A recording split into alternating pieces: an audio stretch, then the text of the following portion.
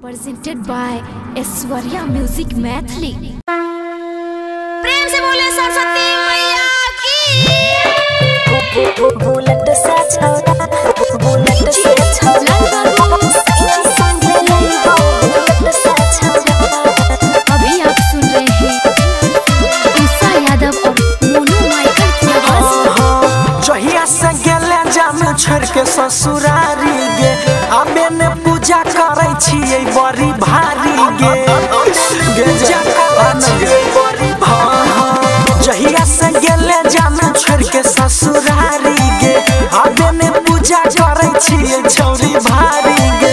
सैया जी आबै होथिन खेत से छौड़ा पूजा में आइबौ हम बुलेट से छौड़ा बुलेट से छौड़ा बुलेट से छौड़ा सैया संगे आइबौ बुलेट से छौड़ा बुलेट से छौड़ा बुलेट से छौड़ा सैया संगे आइबौ बुलेट से छौड़ा। आई है ना तो प्रेम से बोले सरस्वती मैया की।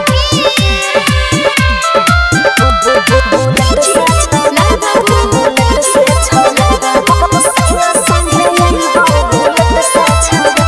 आज मनबै नै सैया के बात रे छौड़ा भेंट करबौ आइबौ सैया के साथ रे छौड़ा बुझला बात के साथ बड़ा मिलै के करे छै मन ई श्रद्धा पुराई देने गे तोरा देखै के करे छौ मन ई असरा पुराई देने गे।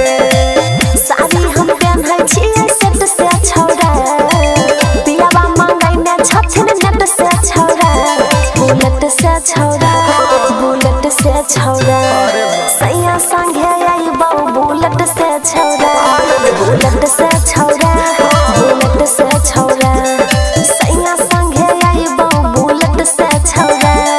आई है ना तो प्रेम से बोले सरस्वती मैया की। बुलेट से छौड़ा बुलेट से छौड़ा सैया संगे आइबौ बुलेट से छौड़ा।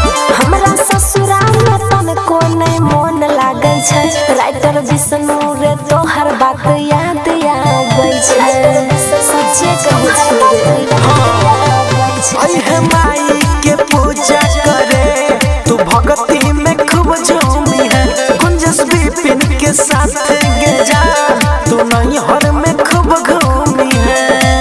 मोनू के गाना बजतै नेट से छौड़ा आइबौ हम पीछा वाला गेट से छौड़ा बुलेट से छौड़ा बुलेट से छौड़ा सैया संग में आइबौ बुलेट से छौड़ा बुलेट से छौड़ा बुलेट से छौड़ा मिले हमें आइबौ बुलेट से छौड़ा।